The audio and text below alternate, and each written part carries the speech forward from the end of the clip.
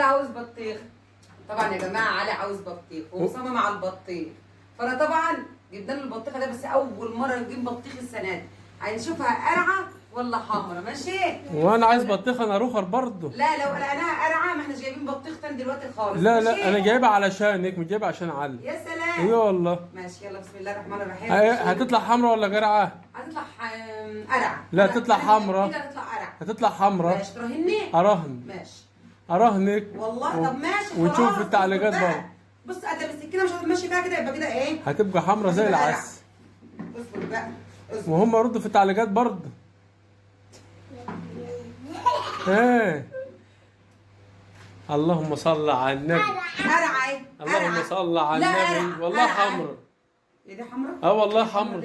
اه والله. يعني هي حمار نص ونص. لا ده كسبان ولا انا كسبان؟ لا انا كسبان. لا لا والله اهم حاجه العظيم. الطاعه. والله العظيم ما حمرا قوي برضه. اهم حاجه